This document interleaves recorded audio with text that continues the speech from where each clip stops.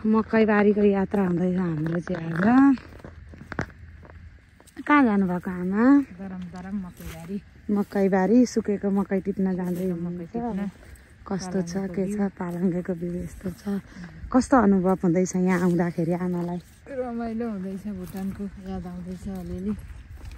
हामी यहाँ अहिले दाजुको फार्ममा छौँ अनि त्यहाँदेखि लानु मकै भन्नु भएर चाहिँ यसो आमा छोरी भिजिट गर्न जाँदैछौँ। यहाँ पालङ्गे चाहिँ यस्तो रहेछ है, सबै गएछ।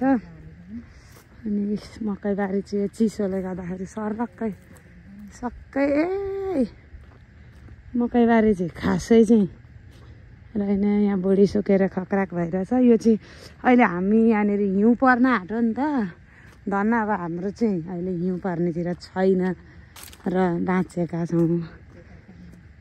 अगाडि हुनु त आमा हेर्दै हेर्दै हेर्दै जानु।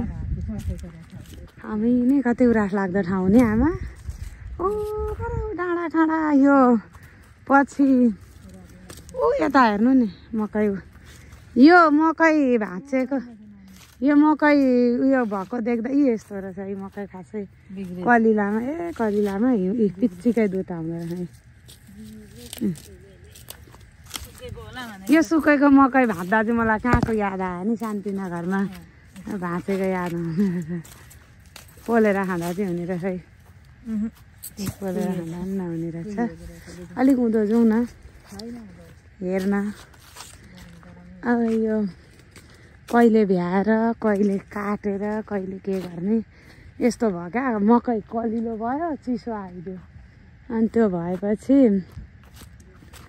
मकैबारी दर्याम पुरै कलिला रहेछ नि। मकैबारी त आँखाले भ्याएर गाडी गइरहेछ, भ्याएर नभ्याइन्जेलसम्म छ, भ्याएसम्म छ। तर मकै कलिलो रहेछ, हेर्दा मात्रै सुकेको देखिने नै। यहाँ अब फेरि आमाले देखाउँदै हुनुहुन्छ खै कलिलै छ भन्दै हुनुहुन्छ।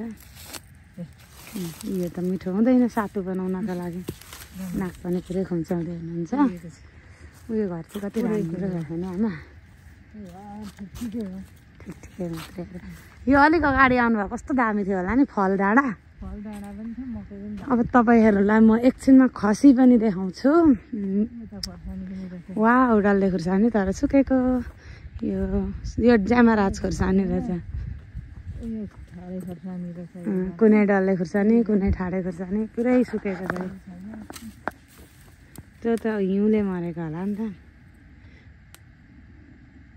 छ भ्यू कस्तो मजाले आउँदो रहेछ। भ्यू टिप्दै हुनुहुन्छ, एक दुईवटा टिप्नु नि त। आफ्नै दाजुको फार्म त हो, उयोको रहेछ।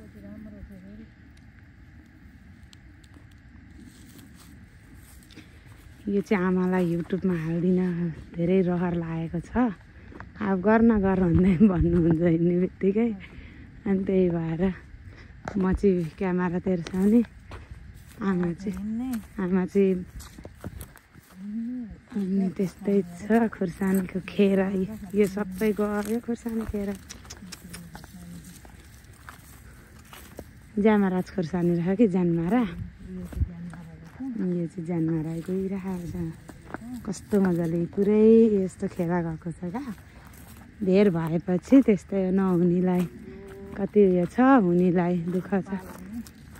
अब यहाँ पालङ्गे यस्तो मजाले आउँछ नि पछि यही बिउ झरेर। कहिले भ्याउनुहुन्छ दाजु जोत्न? अब यो भित्र खसी छ, अहिले जानुपर्छ सट्ट। उताबाट जानुपर्छ, यो बाटो बन्द गरेको रहेछ नि त अहिले, उहाँबाट जानुपर्छ। अनि यहाँ यता अलिअलि अब यो पनि यतिको चाहिँ अब जे होस् रहेछ। यो सुप रहेछ अलिअलि। अनि यो त सब अर्ग्यानिक नै हो नि हो आमा। अलिकति स्मेल गरौँ न टिपेर। कुखुरा छ नि उयो त। अनि फार्ममा सुकेर गएको छ। अब बाबा त गेट खोल्यौँ। अब गेटलाई यहाँ यसरी आमा यो समात्नु त। यो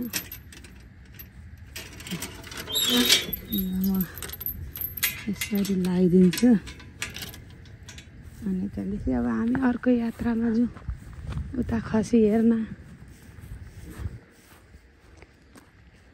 ए कहाँबाट जाने खसी हेर्न त?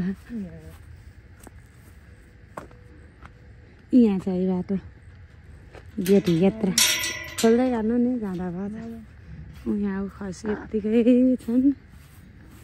म यताको देखाएर खोल्दै गर्नु न दुइटै। यहाँ एक खसी कति हो कति अनि